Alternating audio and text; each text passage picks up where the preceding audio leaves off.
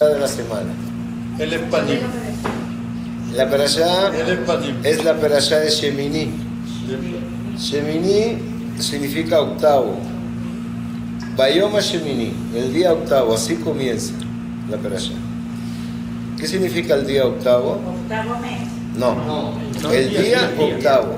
El mes era el mes de Nisan. Estamos hablando del día 8 de Nisan, Hazak Baruch. Que era el octavo día de la inauguración del Mishkan. Habían Muy bien. inaugurado el Mishkan. Muy bien, el están octavo todos unos día. puñales esta noche. Tenemos ya 8 días. La inauguración, vean, vamos un poquito a hacer historia. Vamos a hacer historia. Se manda a construir un Mishkan, se manda a hacer, sí, se manda a hacer el Mishkan. ¿Y qué es el Mishkan? El Mishkan es un templo portátil para ir caminando en el desierto, y dijimos que eso era, de acuerdo a Nachmanides, eso era una forma de llevarse consigo el monte de Sinai, la experiencia de Sinai, puesto que ya el pueblo de Israel ahora va a dejar el monte de Sinai para caminar hacia la tierra de Israel. Entonces, pues, para que se llevaran esa experiencia que tuvieron en el monte de Sinai, se mandó a hacer el Mishkan.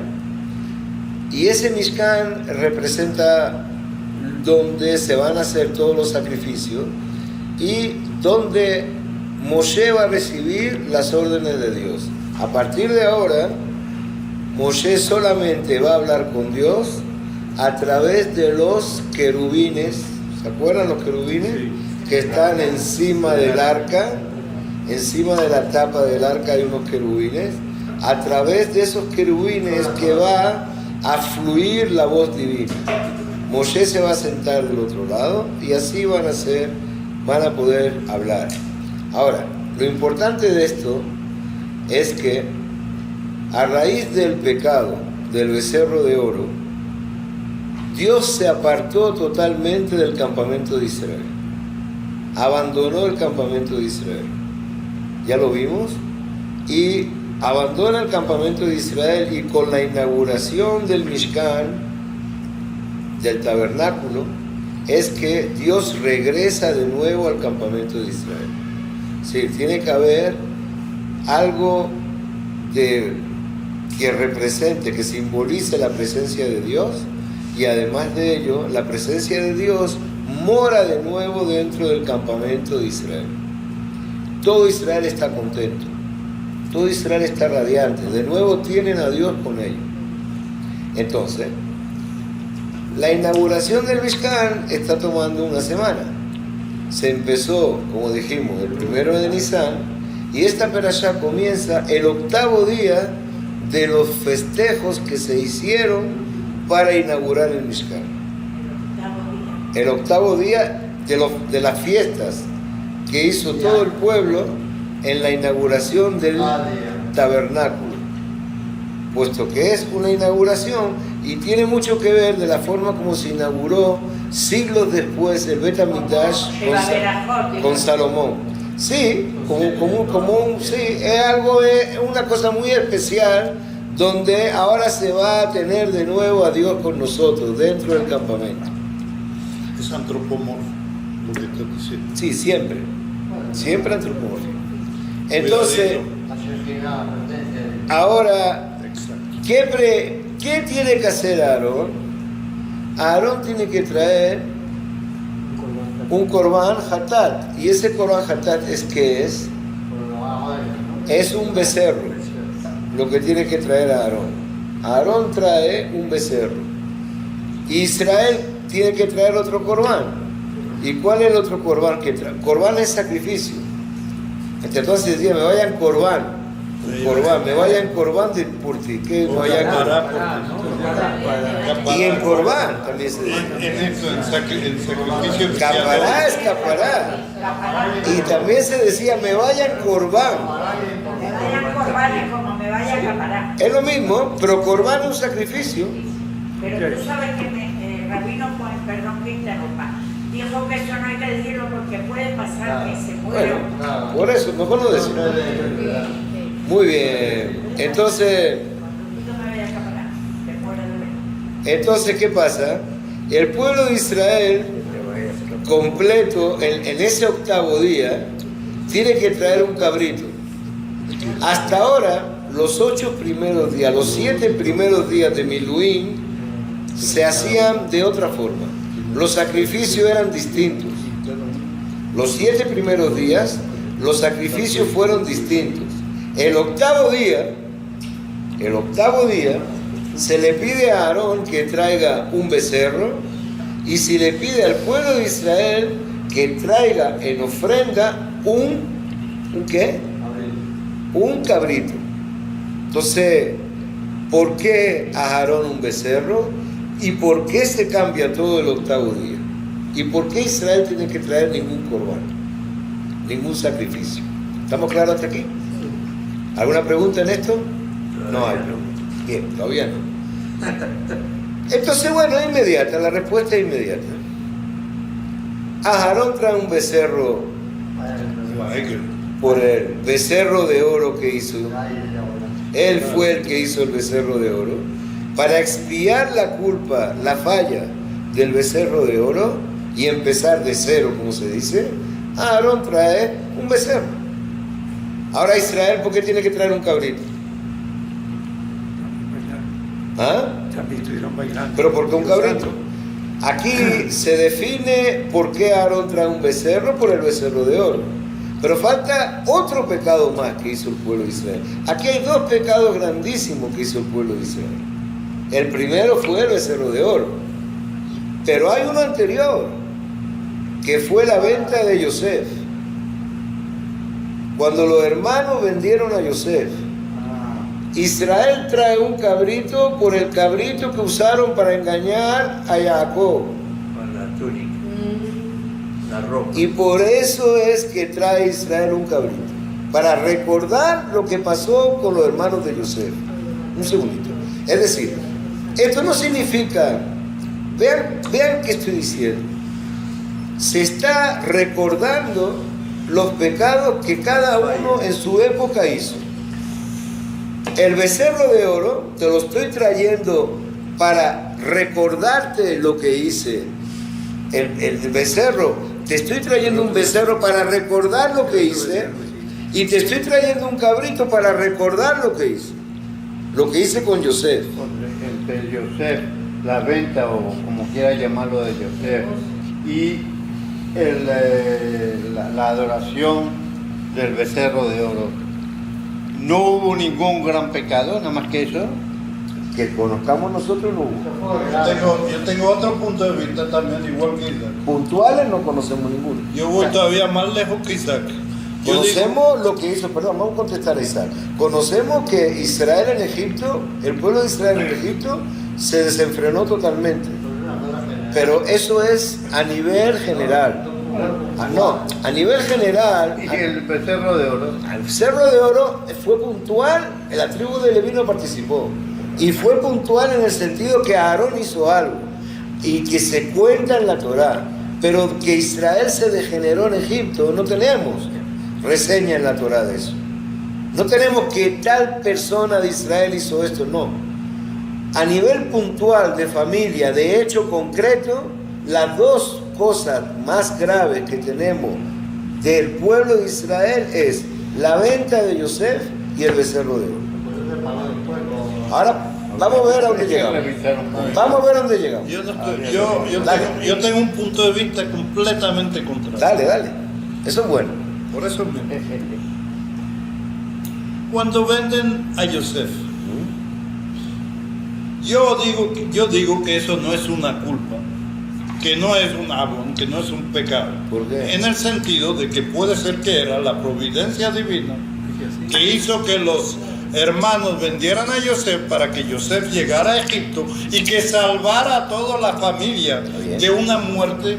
Vamos a decir de una muerte, digamos, que venía por la hambruna. Vamos a hablar. Y de la misma forma, el Ekerzab, tú puedes decir que también por la providencia divina, presenta eso para precisamente hacer una diferencia muy grande entre lo que era el pecado y lo que no va a ser después el pecado, y que sepan. Mira, la providencia divina, cuando tú la mencionas de esta manera, un segundo, yo te voy a hablar.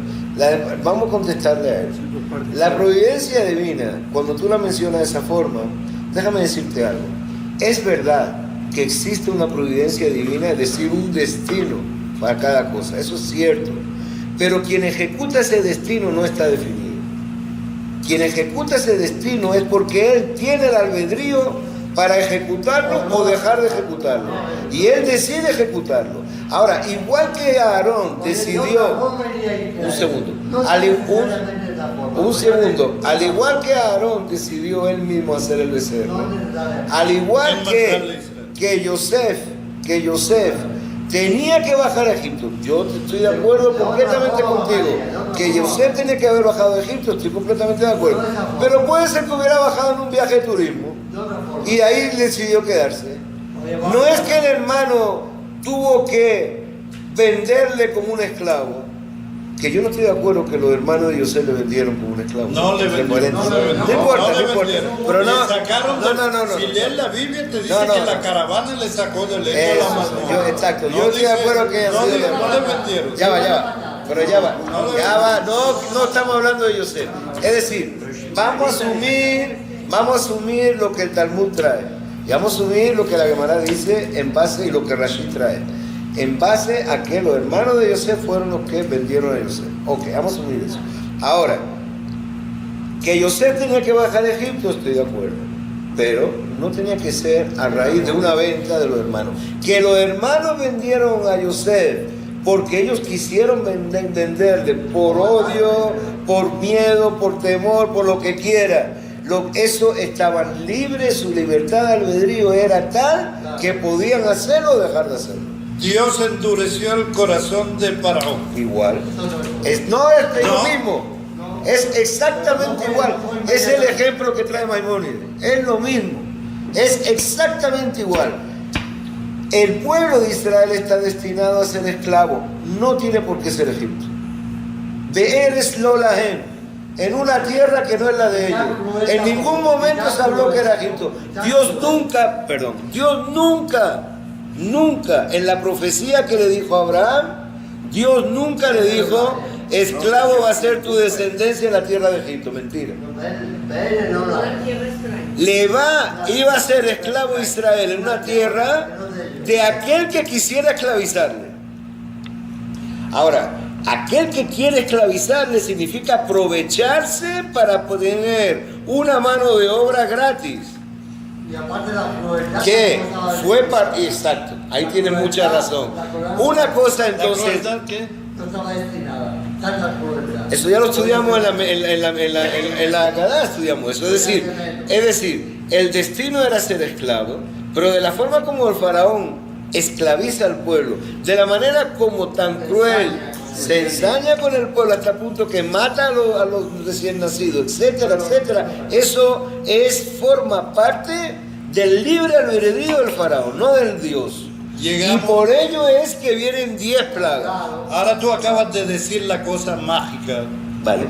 Acabas de decir la cosa mágica. ¿Cuál es? Nivel de libre albedrío a nivel de Dios y libre albedrío a nivel de los hombres.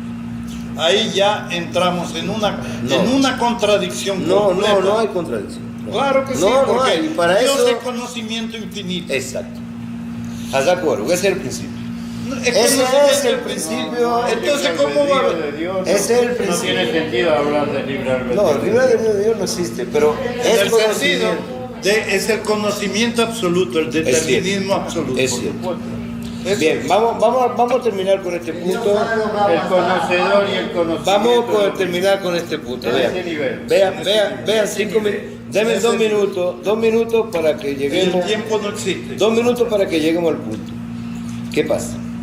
El hecho que Dios sepa no significa que el hombre no es libre de hacer o deshacer. El hecho que Dios sepa el camino que va a tomar el hombre nos determina que el hombre no es libre de elegir. Es difícil de entenderlo. ¿Por qué? Es difícil de entenderlo por lo siguiente. Porque si Dios sabe, esa es la pregunta que todo el mundo se hace. Si Dios ya sabe lo que tú vas a hacer, ¿qué libertad tienes tú para hacer? Y ya lo explicamos, eso lo explicamos. Un momento. Los 2 puntos. ¿Cuáles son los 2 puntos? Hay uno solo. Uno de que existe el libre albedrío y el otro que no existe el libre albedrío. Revi Crescas te dice que no existe el libre albedrío. Dice, Y Maimónides dice que no, sí existe. de acuerdo a Rambam, y tenemos que elegirlo así, si tú quitas el libre albedrío de la persona, toda la Torah se tumba. Mira, yo creo que Todo se derrumba, el no tema queda del nada. libre albedrío da por lo menos para 10 juntos. Sí, pero no vamos a hablar de eso. Por eso, entonces, Ahora, lo que sí quiero explicarles Pero algo. llega siempre a esa No, muralla. pero es que siempre para todo te puedo hacer la misma pregunta. O sea, para todo lo que tú quieras te puedo hacer la misma pregunta. Si Dios sabe lo que viene, entonces ¿qué hace el hombre? El hombre no es libre. Para todo te puedo hacer la misma pregunta. Que Dios sentencie. Si Dios sabe lo que va a venir, no quiere decir que eso está escrito. Está escrito. O sea, que no, que sabe que va a venir. Está escrito para Dios. Sabe no lo importa va a que esté pasar. escrito. No está escrito. ¿Quién sabe que está escrito? Tiene que ver que esté escrito que no esté Bien. escrito. Sabe cómo va a reaccionar. Sabe y mandar. Vale. Ok, entonces vamos al punto. Él tenía una pregunta. Sí, ahora le voy a dar la palabra. Lo que pasa es que yo he querido hablar y no me han dejado. O sea, ese es el punto. Yo quería contestarte a ti. Aparte de que poner un moderador. aquí. No importa. No importa. Pequeño detalle, Sí. te han dejado. Lo me han dejado, ¿qué voy a hacer? Yo quería contestarte a ti. Es una reunión de judíos. Siempre somos buenos. Pero ojalá que siempre sean así. Eso es lo que quiero. Que siempre sean así las reuniones. No que yo hable solamente, porque eso no tiene sentido. Monólogo. No sirve el monólogo. Entonces, estamos hablando de Yosef y tú tocaste también de que habían otro evento. Otro evento no aparecen puntuales en la Biblia. Desde Abraham en adelante, no aparecen otros eventos puntuales. Ahora, Yosef y el becerro sí aparecen como grandes hechos que por lo menos nos aterra a nosotros. El becerro, fíjate las cosas que tuvo, y Yosef, que tiene que ser vendido. Ahora, los hermanos fueron libres en venderlo y fueron libres en hacer Teshuvá también, en volver, y sí hicieron Teshuvá con Yosef. Sí, pero pagaron más adelante. Bueno, y de hecho hay muchas cosas que se pagaron a raíz de eso. Ahora, en cuanto, no sé lo que tú me habías dicho en un principio y yo te había contestado. Tu primera pregunta, ¿cuál era? Yo ya no sé, Ya, hablamos tantas cosas. aquí hablamos mucho y se me fue la idea, porque yo te estaba contestando a ti. Ok, Estás hablando del libre albedrío de Dios. no, libertad de albedrío de Dios no existe.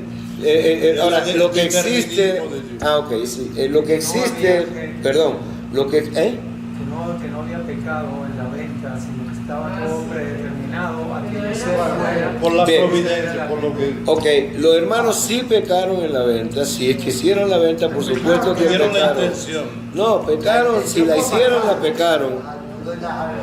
Vamos a matarle, dijeron. Bueno, Sí, pero no llegaron. ya va. Pero la intención fue esa. Bueno, Exacto, ok, es pero la intención. no quiero que se me vaya otra vez. Entonces el punto está de que la pregunta que uno se puede hacer, que cada cosa Dios la sabe de antemano, estoy de acuerdo. Pero ya lo contestamos una vez, y así Maimónides lo trae en la guía de los descarriados, o sea, la guía de los perplejos, o sea, Morene Bujín. Y Morene Bujín no es otra cosa.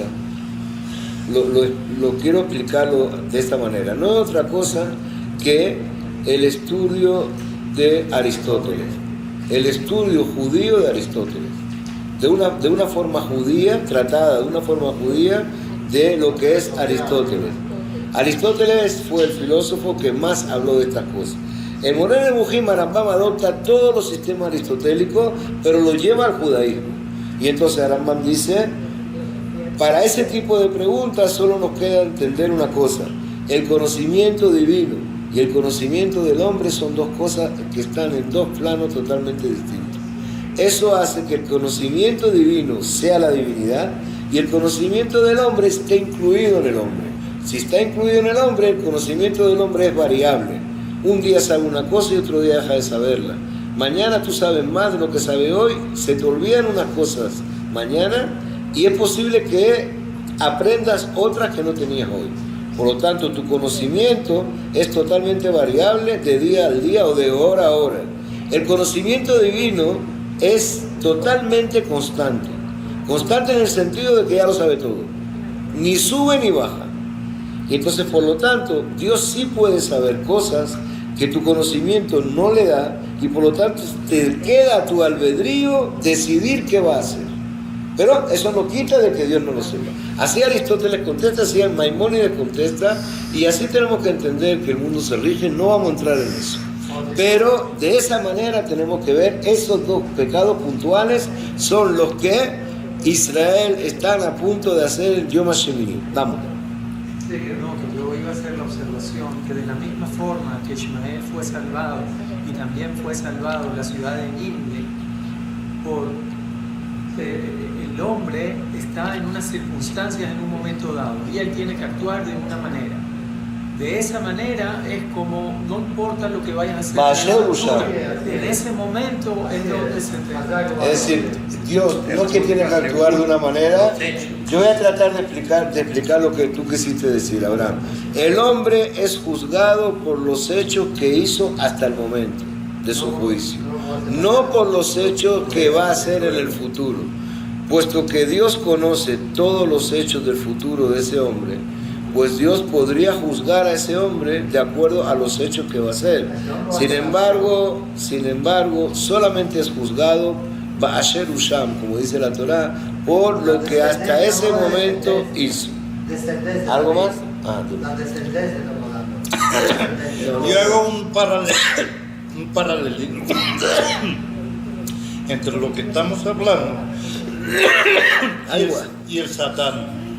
Ajá. El Satán lo que hace con el hombre, el Satán no es más que un ángel de Dios. Nosotros, gracias a Dios, los judíos, no creemos en el diablo y nos parece una cosa ridícula de que se hable del diablo. Para nosotros el Satán es un ángel de Dios que presenta dos opciones al hombre y el Satán gana cuando pierde. Es decir, que Dios da una alternativa y cuando se coge la correcta el hombre, entonces el Satán ganó, no perdió, sino ganó. De la misma forma, aquí dentro, yo pienso que Dios pone a los hombres en situaciones difíciles y a veces en situaciones criticables, que estamos criticando, por ejemplo, la actuación de los hermanos de Yosef, para precisamente conocer lo que es lo correcto, lo bueno, de lo que es malo e incorrecto. Y eso enseña al pueblo judío más moral y más ética. Sí. Ese es. Y además que hay una cosa buena en la Biblia, que la Biblia no esconde las cosas malas. No esconde las cosas malas. En la antigüedad, la historia de un pueblo hace 3000 años era una sucesión de victorias únicamente. Nunca se contaban la historia de los pueblos, ni derrotas, ni cosas malas. Era únicamente lo bueno. Y nosotros los judíos presentamos todo crudamente. Eso le da una veracidad impresionante a lo que es nuestra tradición. Entonces, estamos hablando... ¿Cuántas veces se equivocó? Exacto. Y Abraham, que dice que no es mi hermana. Sí, también. Todos los errores, todas las cosas, hay reseñas bíblicas de todo. Y eso da más veracidad a todo lo que se da. ¿Alguna pregunta más? No, seguimos. Shaul que mató una ciudad de Kohanim. Vamos, seguimos. Entonces, el estado, ¿cuál es? Se presentaron las cosas y Dios acoge los sacrificios tanto de Aarón como del pueblo de Israel.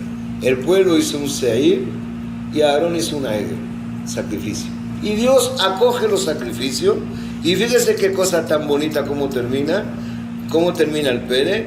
El Perek es así, Vayizá Aarón et Yadav, es el capítulo Kafbet, y Aarón levantó sus manos al pueblo y bendijo al pueblo, Vayeren meazot ha'chatat de Agorá Bashan, y baja del Mishkan de haber realizado su trabajo de los sacrificios. Algo perfecto, perfecto.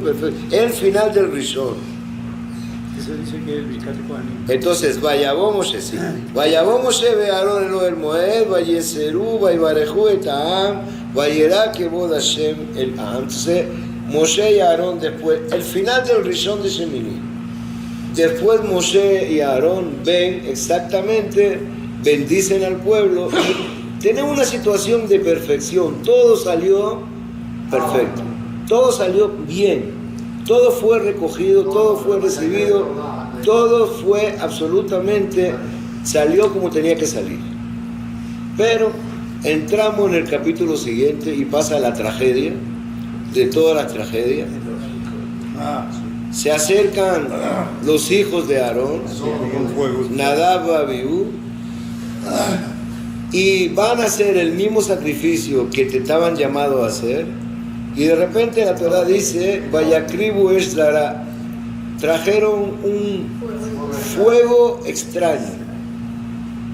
Nadie entiende qué significa un fuego extraño, pero trajeron un fuego extraño con el Ketoret, con el incienso, y hubo un fuego que bajó y los devoró, a los dos.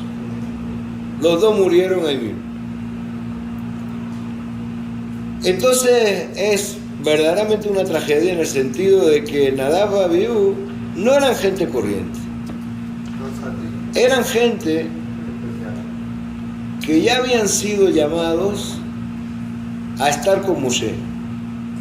Ahora vamos a ver dónde fueron llamados a estar con Moshe. Por lo tanto, los primeros comentaristas pues encuentran en Nadab y Abiú toda suerte de defectos. Y dicen, lo primero que dicen, que Nadab y Abiú murieron porque entraron al Bet HaMikdash, o sea, al Mishkan, en un estado de ebriedad.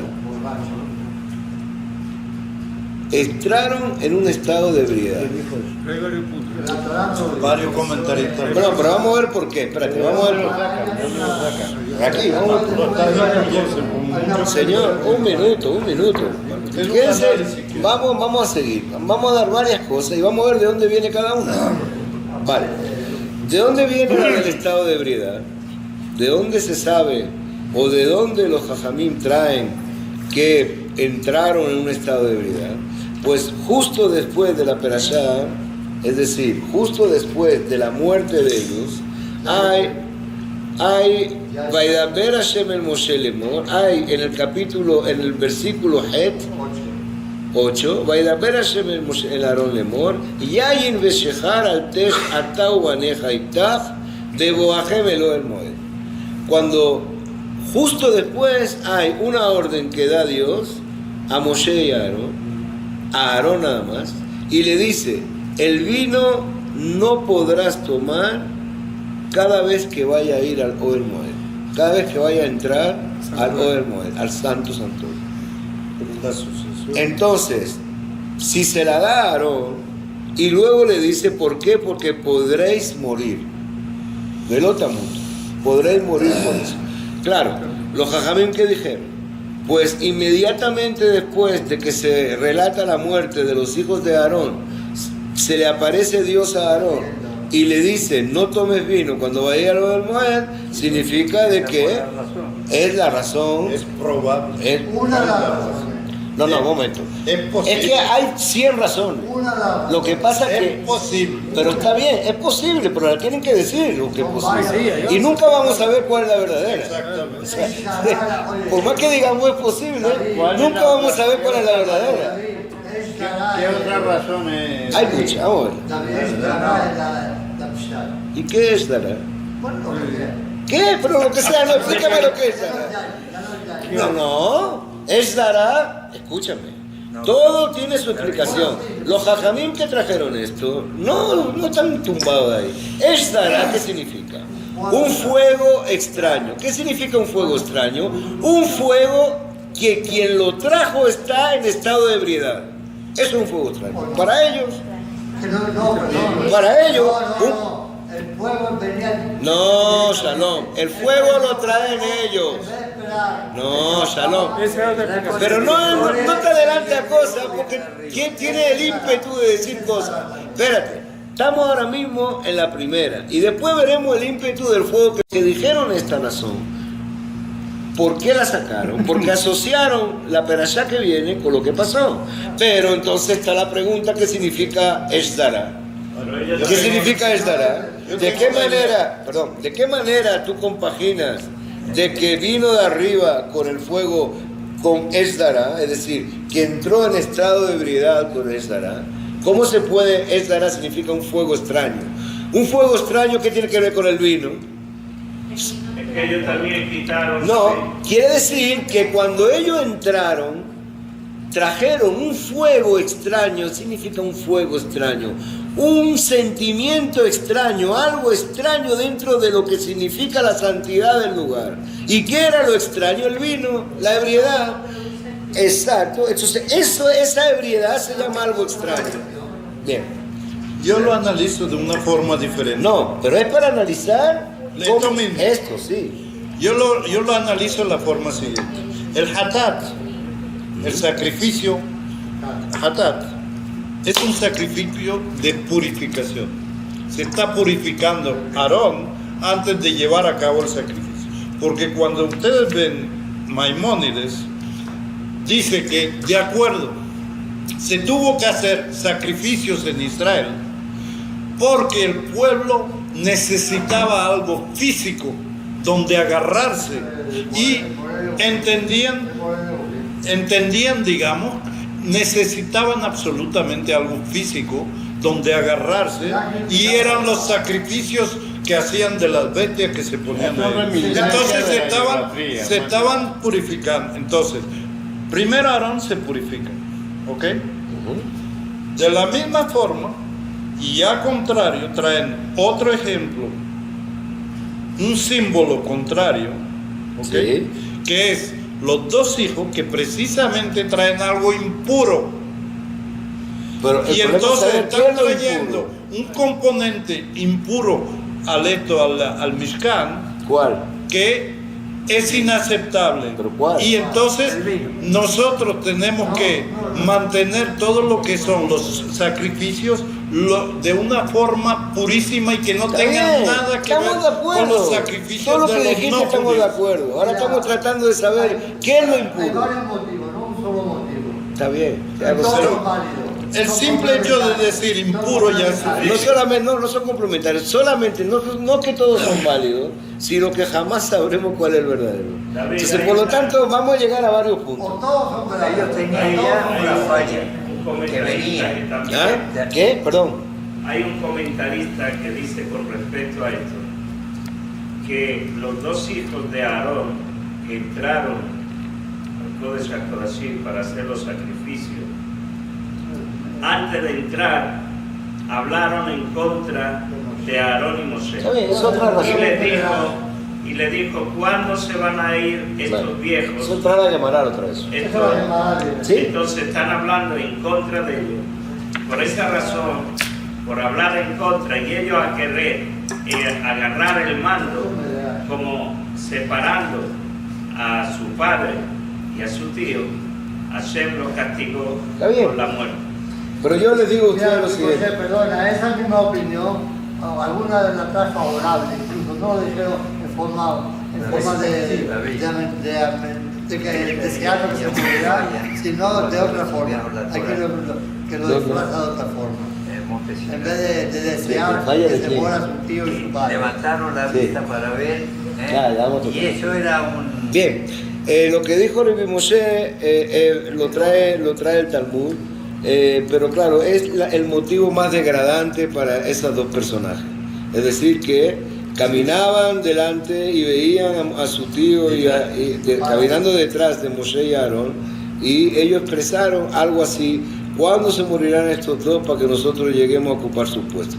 A mí me parece que eso realmente no puede ni siquiera mencionarse sabiendo quiénes eran los que estamos tratando. O sea, él realmente lo trae el Talmud, lo trae. Yo lo tengo aquí, el motivo 6 lo tengo yo, lo tengo. Pero en realidad, nosotros tenemos que buscar, y siempre yo he tratado de buscar algún motivo, algún motivo, pero le capse justo, o sea, para engrandecerlo en lugar de hundirlos. El primero que ya hablamos, ya dijimos de que era el motivo de ebriedad. Bien. Otro, una idea un poquito tonta, pero por lo menos no dice eso de que eran tan mal pensados, es que efectivamente se equivocaron con el incienso que trajeron. Efectivamente. No era sacrificio, era incienso. Entonces, efectivamente se equivocaron con el incienso. Y entonces ahí adentro eso no admite error. Eso no es cuestión ahí de que tú te pongas a saber si estoy bien o si estoy mal. Eso no admite errores. Se equivocaron con el tipo de incienso que trajeron.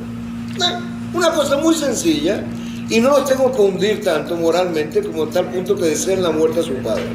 A mí me parece que estas expresiones, y que te aparecen escritas, me parece que denigran un poco de quién estamos hablando, ¿verdad? Pero si tú lo ves así, es primera vez que van a entrar a un sitio de eso, y es muy normal que se equivoquen. Lo que pasa es que uno en el primer día de trabajo se puede equivocar y llama a alguien que le enseñe y después no se equivocará. Es que aquí no hay manera de echar para atrás. Aquí estamos hablando de un servicio divino que contempla absolutamente todo cuanto se puede uno, de qué manera se puede uno ligar a la divinidad. Por lo tanto, es un error que les costó la muerte. Y no va en contra del principio de Esh Zara, de un fuego extraño, ¿no? Era un fuego extraño a lo que normalmente se pide. ¿Está bien? Vamos con otra. Algunos dicen que no estaban en capacidad de hacer eso porque eran solteros. Y por la soltería uno no tiene su cabeza puesta donde la tiene que poner. Y además de solteros, eran arrogantes. Arrogantes en el sentido de que el hecho de que eran solteros se debía a que decía: mira, tú vas a ser sumo sacerdote, tu tío es el rey, tu madre, tu tío por el otro lado es príncipe. ¿Qué mujer nos merece a nosotros? Ninguna. No hay mujeres aquí que merezcan ser nuestras mujeres. Aparentemente traen también que muchas mujeres quedaron solteras esperando a ver si podían casarse con ellos, y ellos realmente no quisieron nunca llegar a casarse porque decían que eran un partido muy bueno. Yo no sé qué estaban buscando. Es algo arrogante. Bueno, es un motivo que ahí está. Bien. Hay otro que dice que discutieron la halajá delante de Moshe. Es decir, ¿qué significa discutir la halajá delante de Moshe? Moshe era el maestro. Uno no puede establecer una halajá delante de su maestro, mismo que él tenga razón. Aparentemente el tipo de ketores que ellos llevaron, ellos tenían razón. Sin embargo, Moshe no lo había aprobado. Por lo tanto, merecieron morir. ¿Por qué? Porque trajeron un fuego extraño. Fíjense que yo nunca pierdo de vista el motivo esencial que trae la Torá: fuego extraño. Lo que pasa es que una interpretación tan vaga pues amerita de 1000 formas de tratar de entender qué significa fuego extraño. Y cada vez que se menciona en la Torá la muerte de Nadab y Abiú, uno va para atrás pensando en el fuego extraño. ¿Qué? Seguimos. Bueno, lo que dijo Rabbi Moshe, dijo que sí, que ellos estaban diciendo: ¿cuándo se van a morir esta gente para que nosotros ocupemos? Hasta ahora lo que hemos visto han sido puros motivos, de alguna manera u otra, que no se corresponde con los personajes. Yo tengo una respuesta que no la conseguí en ningún sitio, pero que la he dado a veces. La he dado a veces y yo me siento más tranquilo cuando la doy. No significa que sea nada que ver ni que tenga nada que ver con eso, pero por lo menos trato de que esto no sea algo realmente que denigre al personaje. Y es la siguiente, les repito, no la vi en ningún lado, lo que estoy diciendo es mío, por lo tanto no le presten mucha atención, pero es bueno que la sepan como alternativa. Es la siguiente, lo que les pasó a Nadab y Abiú es que cuando se vieron inmensos en lo que se llama el Kodesh HaKodashim y rodeados por ese Ketoret que era extraño para ellos, no que era extraño para Dios. El Ketoret era extraño, cuando se habla de Esdará, de extraño para ellos, nunca se habían sentido así. Aparentemente, el placer que una persona siente o sentía en el momento que estaba totalmente cegado por ese humo embriagador, ahí sí es embriagador. Tiene un efecto sobre el sistema central. El humo embriagador le hacían sentir un placer que en ningún momento querían salir de ese estado. El incienso en el recinto cerrado donde estaba, cuando se mezclaba con todos los olores, esa mezcla que se producía el incienso, cuando ellos recibieron eso por primera vez, ese placer, esa atadura, esa ligadura a lo divino a través del incienso, les hizo estar en un estado de no regresar, no querer regresar. No querer regresar. Y se dejaron ir. Se dejaron partir. Se dejaron ir. ¿Qué pasa? Cuando después el Cohen Gadol, muchos años después, tenía que entrar el día de Kippur, cuando él entraba a ese Kodesh HaKodashim, el Bet HaMikdash, entraba con una cadena y con ¿qué más? Campanitas. ¿Y esas campanitas para qué eran? No era para saber nada. Esa campanita era para decirle, no te duermas, vuelve, no te quedes, no te dejes ir. Te estamos esperando aquí afuera. No te vayas a quedar. Yo sé que está en un sitio que es inmejorable. Lo que él se sentía en ese momento era un sitio con toda la tentación del mundo para querer quedarse. Y atrás, no es que se la pasaban esperando que se moviera la campanita, al contrario, se la pasaban moviendo las campanitas para que él no se dejara, se despertara. Es como entrar en algo que tú no quieres salir de ese algo. Para que no entrara en trance. Un trance que le obliga a quedarse donde está. De hecho, la respuesta que le da Moshe a Aarón confirma lo que yo estoy diciendo. Pero realmente, como explicación, no la vi en ningún lado.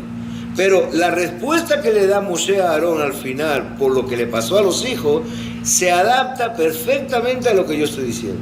Es decir, Dios se... Cuando le dice que sabía que ellos se tenían que, sí, no, que desaparecer. Vayomer Moshe el Aarón.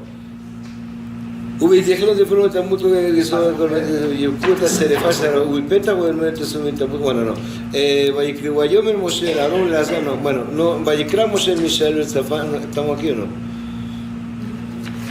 espérate eso para retirar los puede venir David que tú sabes que a veces los pecados de los padres los pagan también los hijos también entonces como hizo un pecado aquí está mira aquí está. Dice, Vayomer Moshe el Aarón, un segundo. Fíjate lo que le dice, el consuelo que le trae Moshe a Aarón. Dice, Vayomer Moshe el Aarón, dijo Moshe a Aarón,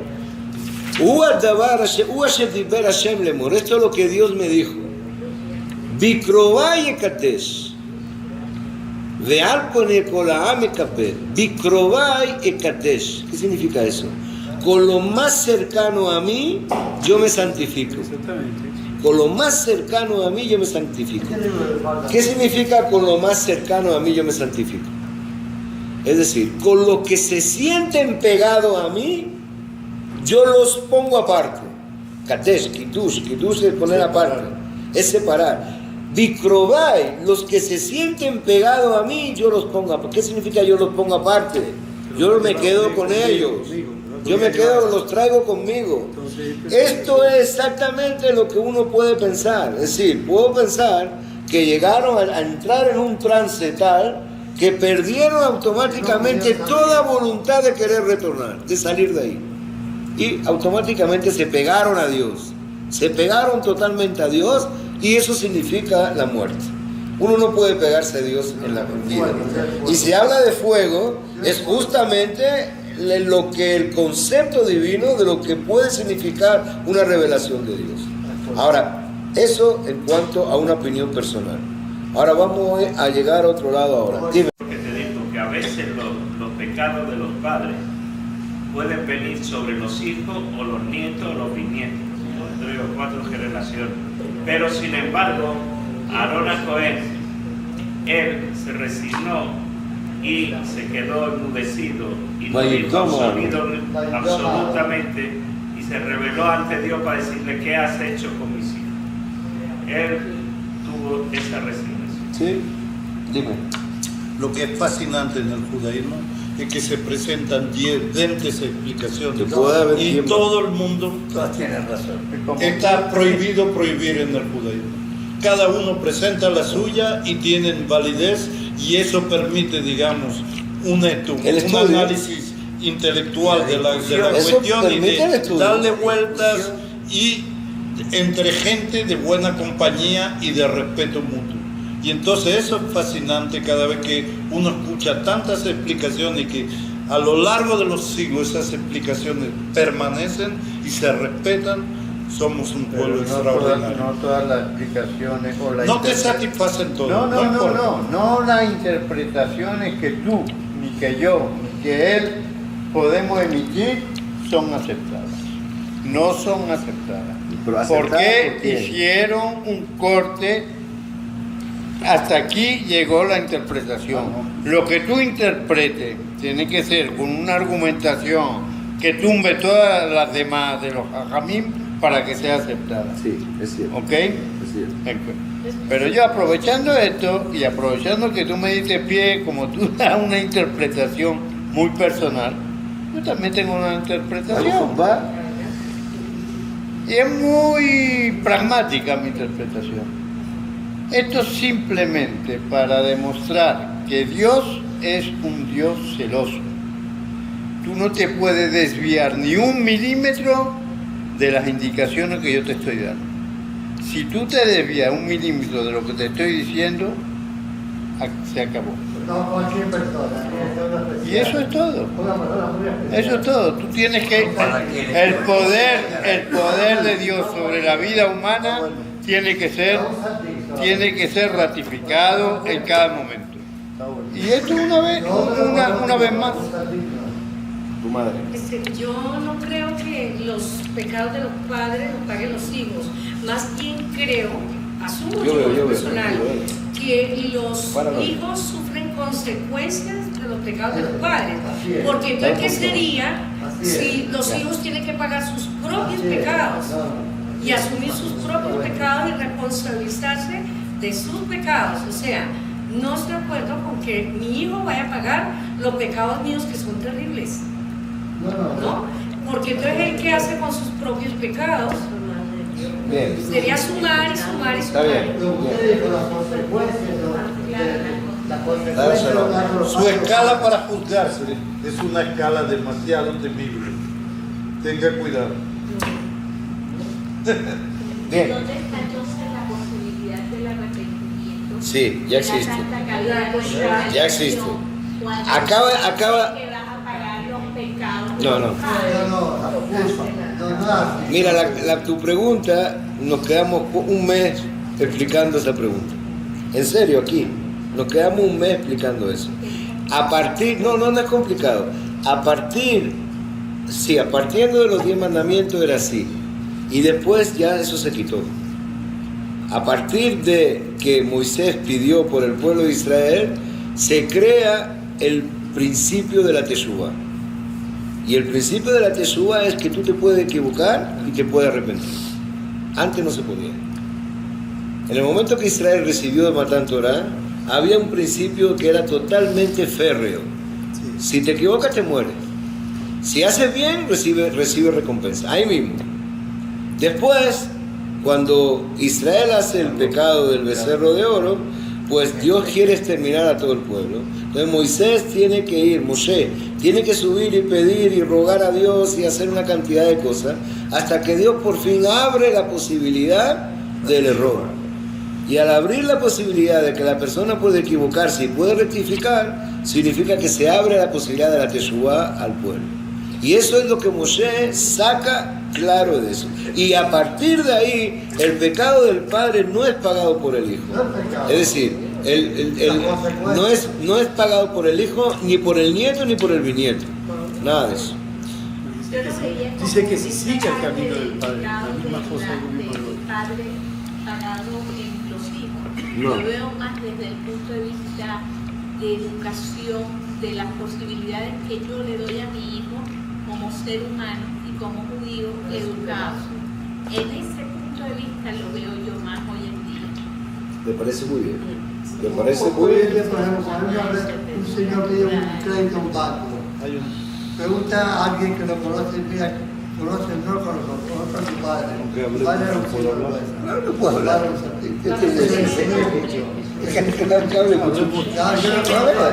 Hay uno.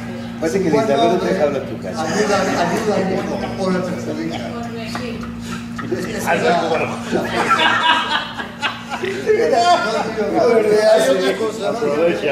Hay sobre esta cosa que usted está diciendo, el pecado de los hijos, de los padres que los hijos.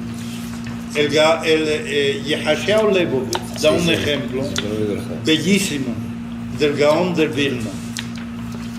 El Gaón de Vilna decía que nosotros tenemos la Torah, y si tú lees la Torah te dice que los pecados de los padres, los hijos lo pagan. Pero aparte de eso está la halajá, está la Mishnah y la Gemara, es la forma de explicar la Torah, ¿ok? Y entonces viene y te da un punto de vista que emitió ahora mismo Rabbi David, que es completamente opuesto a eso. Y el Gaón de Vilna dice, eso es igual que un sello. El sello está al revés. Cuando tú le ves así está al revés, pero cuando le marcas está al derecho. Es decir, que la Torah está aquí al revés, pero cuando lo marcas ya con lo que es la jurisprudencia, es decir, lo que es la halajá es jurisprudencia, la forma que se aplican las cosas. Está invertido completamente, pero hay una relación entre los dos. ¿Entiendes?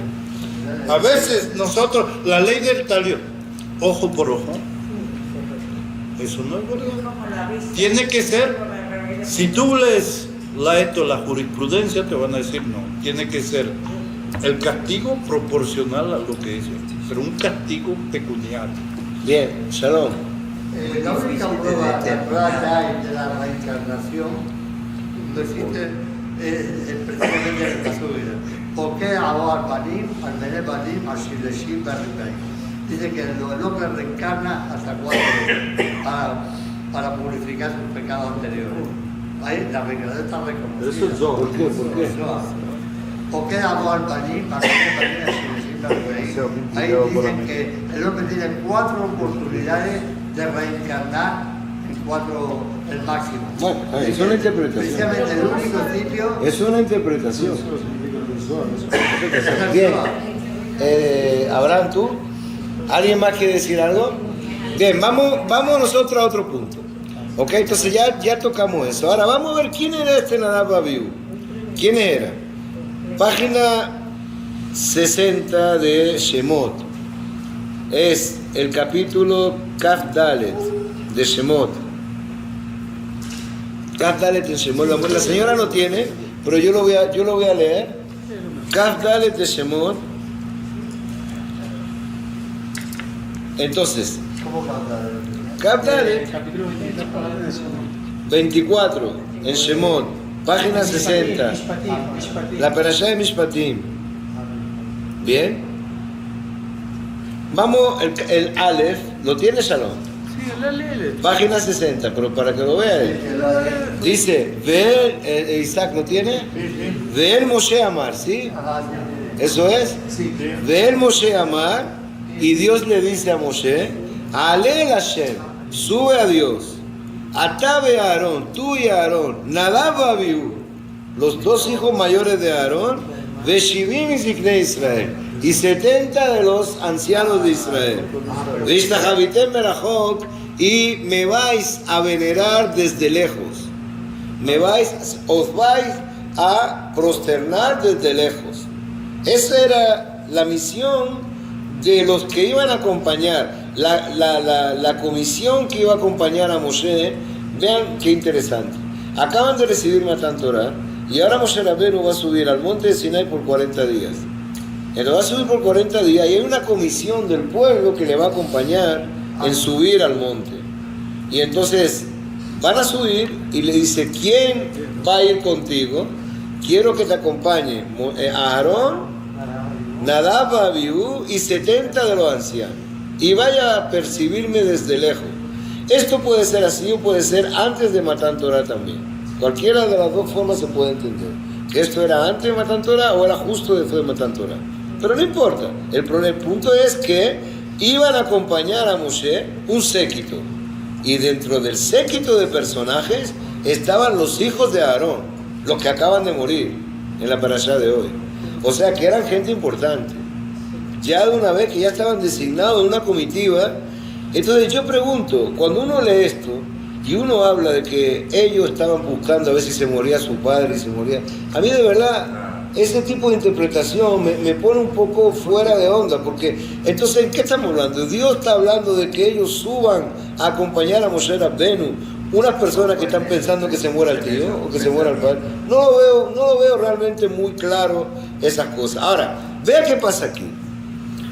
Lo que pasa lo vemos en... ¿Cuál es el motivo entonces? Acompañar a Moshe y prosternarse delante de Dios de una forma lejana, merajot.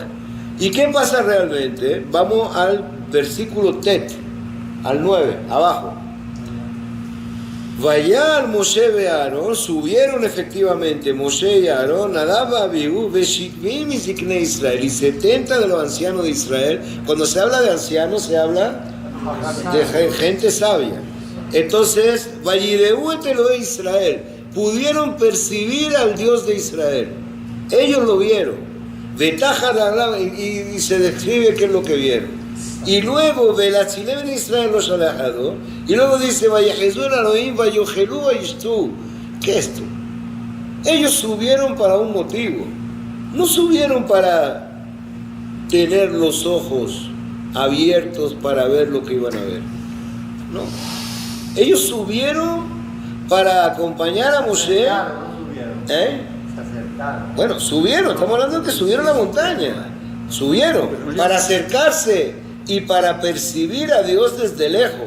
Y no solamente de percibirlo, sino tenían que prosternarse. Prosternarse significa que uno inclina la cabeza hacia abajo, no la mantiene erguida. Pero ellos, por el contrario, no se prosternaron. Se quedaron con la cabeza erguida hasta tal punto que pudieron percibir parte de la divinidad. ¿Quién es lo dijo de Aarón? Aarón, aquí está, eso tú, Shalom, Mesón lo trajo, y quiero traerle entonces cómo sale eso. Y esto está aquí, esto no es ningún comentario, esto está aquí. Entonces, ¿qué pasa? ¿Y cuál fue la reacción que tuvieron cuando percibieron la divinidad? Se pusieron a comer y a beber. ¿Tú puedes por favor traducir esto?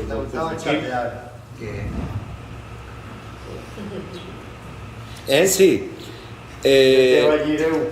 Vayireu et Elohei Israel. Pudieron ver al Dios de Israel, Betachat Raglav, y debajo de sus piernas, que Maaseh Libnat Sapir, como algo de zafiro, ese Mashamayim la Toar, y como el reflejo, en la esencia del cielo, es muy difícil de querer darle exactamente, porque al traducir estoy dando el Perús, y esto es muy difícil. No, así sí, lo que pasó sí, a Nadab Abiú, sí, porque los de Kenim dice, Velatzilé bene Israel los Shalachyados. Atzilé son los que hacen, los grandes de Israel, los Shalachyados.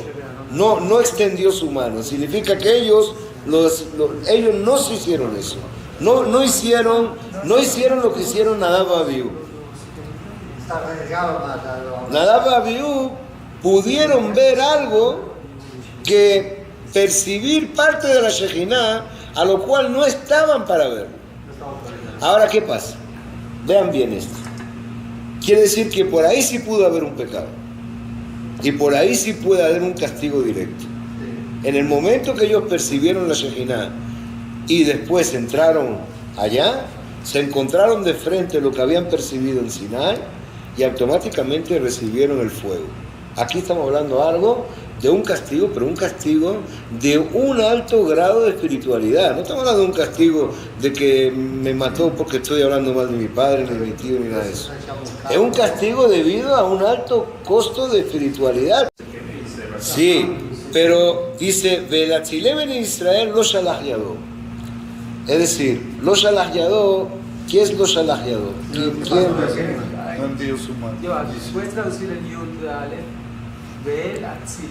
Sí. Y sería como. לא שלח ידו מכלל שהיו ראויים להשתלח כהם יד. ויחזו את האלוהים היו מסתכלים. Estoy leyendo Rashi. Es decir, no los persigo quizás. No quiero perder mucho, porque aquí, si quiere, estos 3 pesukim los estudiamos el Shabbat. Lo estudiamos para que tengamos más tiempo. Pero lo que nos interesa ahora mismo es terminar con Nadab Abiú. Esto puede ser un motivo, sobre todo si se compara cuando Moshe Rabbeinu ve por primera vez a la Shejinah. En el Sené, si uno lo ve, no hace falta que lo busque,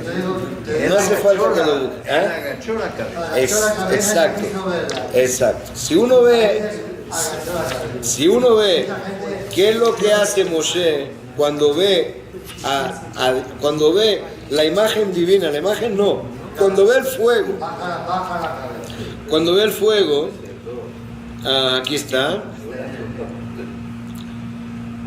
Vayomer Moshe, Asurana et amarea gadol hazeh, vayar Hashem kisar lirot, vayikra alav Elohim mitoch hasene. Vio que, entonces le dijo, Moshe agachó, no quiso ver, y hasta que Dios le dice, mira, yo me estoy presentando a ti, así lo trae el Midrash, yo me estoy presentando a ti, te estoy llamando para que me conozcas, y tú agachas la cabeza, entonces te voy a recompensar para tenerte conmigo 40 días y 40 noches, para tenerte lo más próximo posible que puede ser un hombre quedarse al lado de Dios. Y de ahí, por la humildad de Moshe, de querer agachar la cabeza y no. Y ahora, y ahora uno compara esos 40 días y 40 noches que Moshe se quedó en el monte de Sinai, ni comió ni bebió. Se quedó sin comer y beber. ¿Y qué es lo que hacen Nadab Abiú? Justo cuando ven la Shejinah, comen y beben. O sea que es totalmente opuesto a lo que tiene que ser una reacción en estado puro de estar con Dios. Y eso hay que tomarlo en cuenta. Todos estos detalles que te da la Torá son como anzuelos que te tiran. Te dan anzuelos para que tú te des cuenta de que una cosa es así, la otra cosa es así. Una cosa viene por aquí, otra cosa viene por aquí. O sea, de alguna manera te están relacionando dos mundos. El mundo de Nadab y Abiú y el mundo de Moshe. ¿Verdad? Nadab y Abiú se demostraron que no tenían los atributos necesarios para estar cerca de Dios. No demostraron, a lo mejor no.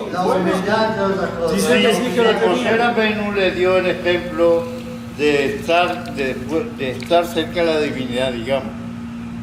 ¿Sí? y no comer durante Y no 40 días, esta gente hicieron lo contrario. ¿Sí? Quiere decir que Y ahora, no siguieron el ejemplo que debían ¿y de seguir. vean, vamos a seguir con los análisis de comparar expresiones? Y eso es lo que al final saca los perushim. Los que comentan la Biblia no sacan las cosas, las sacan buscando cuando se repiten expresiones iguales. Por ejemplo, sí, puede ser que será Shabbat. Cuando dice Vayojelú Vayishtu, comieron y bebieron, refiriéndose a Nadab Abiú. No, está bien, pero eso es antes. Pero ahora, ¿dónde se repite la expresión Vayojelú Vayishtu? ¿Ah? En el Sinai. No, cuando Abraham, ¿no? No, se repite, pero es después. Cuando Abraham recibió los Bueno, ángeles. Abraham ya se murió hace tiempo. Pero los ángeles, tú estás hablando de los ángeles, los que vinieron y Pero comieron y te estoy bebieron. hablando de algo que venga después. Después, Vayojelú Vayishtu se repite exactamente cuando Israel hace la Egel. también, Cuando hace la Egel. el becerro de oro también cuando Ahí bebieron y mismo, cenaron. cuando hacen el Egel, vean, cuando hacen el Egel, También se repite, el Egel significa el becerro.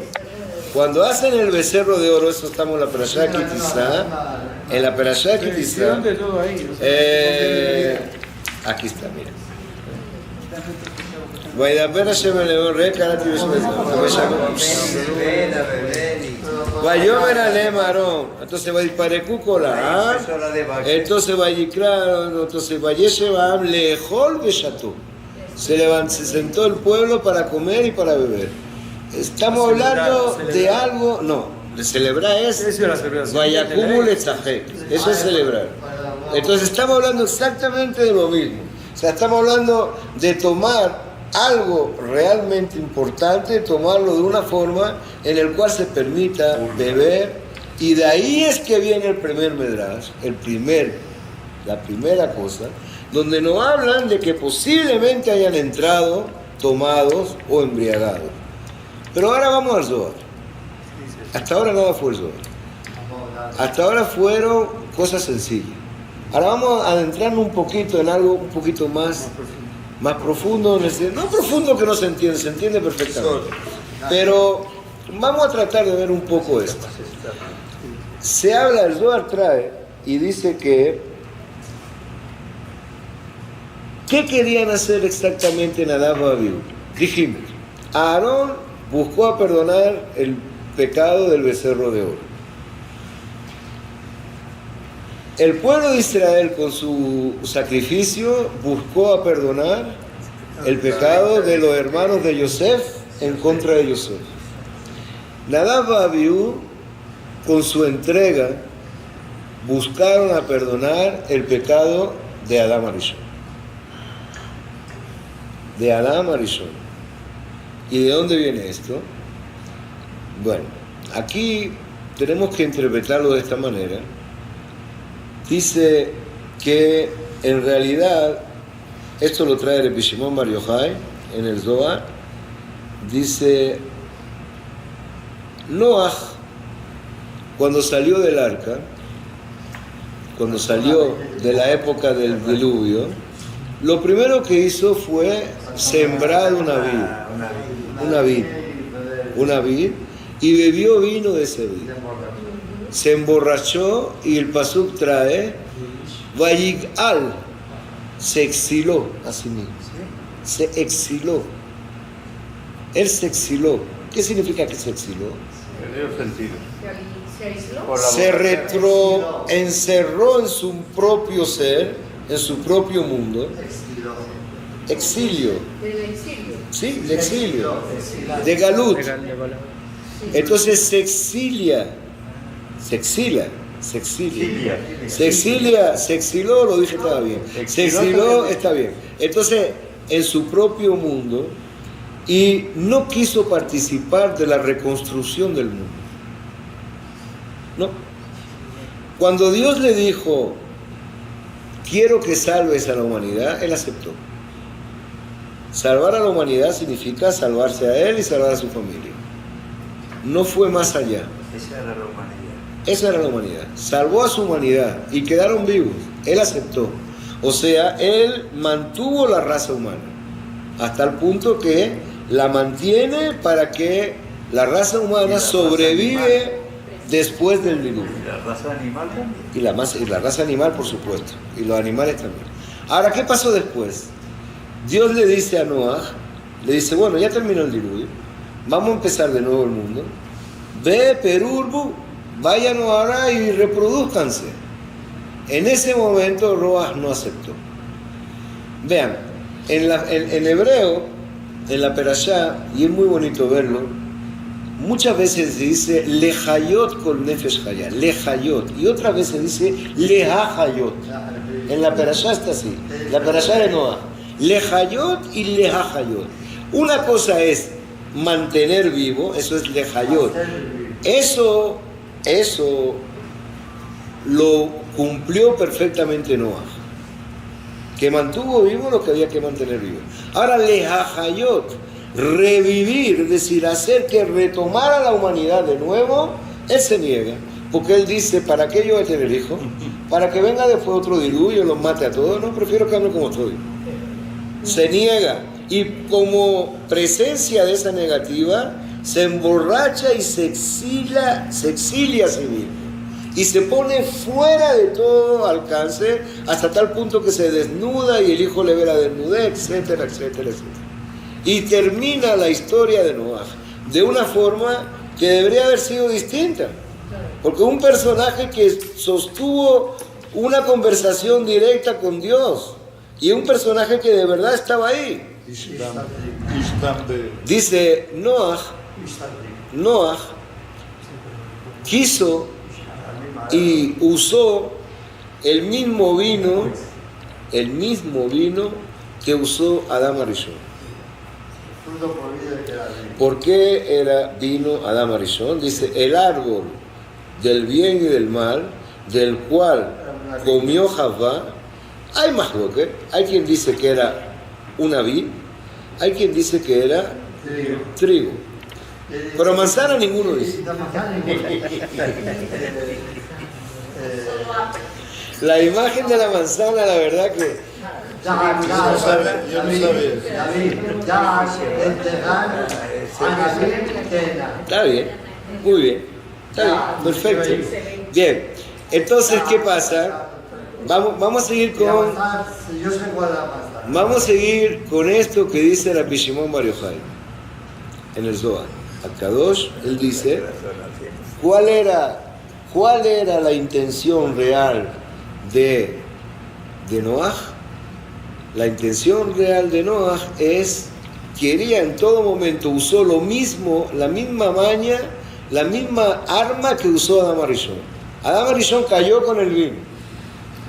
Cayó con el vino, ese es el vino que recoge Noah. No significa que sea el mismo vino, no lo tomen de esa manera, pero así tenemos que entenderlo. Y ese es el mismo vino que tomaron Nadab y Abiú. Con ese vino hecho para qué, el vino no es una bebida normal. No una bebida normal, ojo. Vean, entre un vino kasher y un vino no kasher no hay absolutamente ninguna diferencia. Pero ninguna diferencia. Ningún ingrediente hace que un vino sea más kasher que otro. Ojo, eso no quiere decir que tomen vino no kasher. Pero la única diferencia que hay entre un vino kasher y un vino no kasher es que un judío esté en el momento que se haga el vino kasher. No, nada. Pero no hay absolutamente ningún tipo de diferencia en nada, en ningún ingrediente. Ojo, no vayan a pensar que le estoy diciendo que todo porque esto está grabado. Entonces aquí lo que está diciendo el Shimon Bar Yochai, lo que está diciendo es cuál era el propósito último de Nadab y Abiú. Era, puesto que ya en este día se saldó la historia del becerro de oro, puesto que ya en este día se saldó la historia de la venta de Yosef, ahora vámonos más allá. Hasta ahora estamos hablando de puros Ibrim, pura familia de Abraham.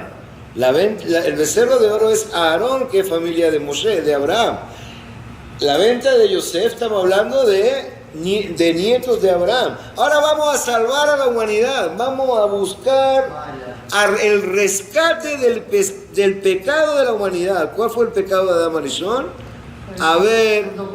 Haber tomado el fruto prohibido. Ahora, ¿qué pasa? ¿Cuál fue la reacción de Adán Arishon cuando tomaron ese fruto? Esconderse. ¿Cuál fue la reacción de Adán Abiú? Dar la cara. Es el dar la cara que hicieron en el Sinai. ¿Cómo dar la cara? No entiendo. Le estamos reprochando a Nadab y Abiú que en lugar de prosternarse de lejos en el monte, se quedaron viendo a Dios. Se quedaron viendo a Dios, ¿verdad? Eso aparentemente es un reproche. Pero si estamos viéndolo de esta otra manera, como lo trae Rabbi Shimon Bar Yochai, dice, Adán Arishon no estaba en ese momento capacitado para enfrentar a Dios. No estaba porque acaba de cometer lo que cometió. Comió del fruto que no debía. Comió del vino que no tenía que beber. Y eso implica muchas cosas, muchos cambios en el mundo. ¿Y qué hizo Adán Arishon? Se escondió. Se escondió. Hasta que Dios le tiene que decir, Ayeka. Ayeka, ¿dónde estás? Y dice, escuché tu voz y me escondí. Porque estoy desnudo. Y Dios le contesta, ¿y quién te dijo a ti que tú estás desnudo? ¿Acaso del árbol que yo te dije que no comieras, comiste? Entonces, ¿qué contesta Adán Arishon? La mujer que me diste me lo dio. Ya vamos a terminar. Entonces, ¿qué pasa? En su intento de querer salvar, de querer disculpar lo que hizo Adán Arishon, Nadab y Abiú usan lo mismo que es el vino para, delante de Dios, buscar a salvar ese primer pecado de la humanidad. Y eso es, encontraron el momento adecuado para hacerlo, ¿dónde? Con el octavo día de los Miluim. ¿Por qué el octavo día? El octavo día es el 8, está por encima del 7. El 7 es el orden natural, es decir, todo forma parte de la naturaleza. Nunca hubiese podido hacerlo el séptimo día, porque Adán Arishon pertenece al 7. Para buscar el tikkun, para buscar a mejorar lo que Adán Arishon trajo, tiene que ir un nivel más arriba. Y ese nivel más arriba es el 8. Ese es el nivel más arriba que significa el 8. Ahora, ¿en qué otra? Ya terminamos. ¿En qué otra circunstancia pasa esto? ¿En qué otra circunstancia pasa esto? Donde se quiere hacer el perdón, el rescate de Adán Arishon. Pero donde se quiere hacer el rescate de Adán Arishon, hay otro maaseh que lo sabemos todos, que es en el Pardés. El Pardés, hay 4 que pudieron penetrar al Pardés. Sabemos que entraron, dice Ben-Azai, cuando vio lo que había adentro murió. Ben-Azai murió. Luego Ben-Zomá se enloqueció. Ajer se volvió totalmente apicuroso, dejó todo. Ajer cuando lo vio dijo, esto no es lo que yo sé. Elisha ben Abuyá. Y Rabbi Akiva fue el único que entró y salió con bien. Bien. Pardés, ¿qué significa Pardés? ¿Ah? Los 4 niveles y los 2 tienen diciendo una. 4 niveles, ¿cuáles son? Pshat, Remes, Drash y Sod. Eso es Pardés. Pshat, Remes, Drash y Sod. Entrar al Sod es llegar al... Pero Pardés también, ¿qué significa? Un Gan Eden. Pardés significa Gan Eden. ¿Y qué significa que los 4 entraron al Pardés? Los 4 quisieron rectificar el Jet de Gan Eden. El pecado de Gan Eden. El Pardés es Gan Eden. Lo Pagadí. Pardés es paraíso. Entonces, ¿qué significa que estos 4, uno murió? Claro, es la misma. Claro, ¿Qué significa que Benazai murió? ¿Qué significa de que Benzomá enloqueció? ¿Qué significa que Elisha Ben Abuyá se abandonó todo? Y Rabbi Akiva entró y salió Beshalom. ¿Qué significa esto?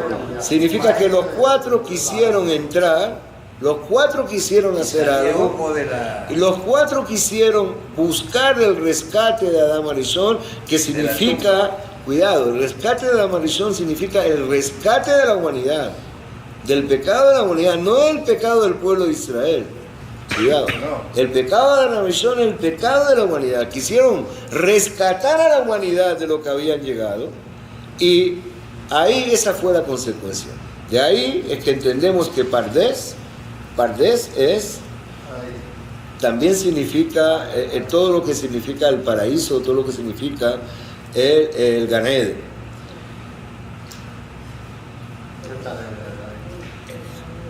Esto no es nada todavía, no es nada todavía para como el Zohar se mete de lleno en la muerte de Adam Avihu, pero yo creo que hemos tratado de hacer un esbozo un poco general de todo lo que se ha escrito sobre eso, hasta llegar al Zohar, que siempre busca, en ningún caso se busca a dar una razón como de culpabilidad por lo que pasa en Adam Avihu, sino que se da una razón de, por el contrario, querer salvar a lo que salvar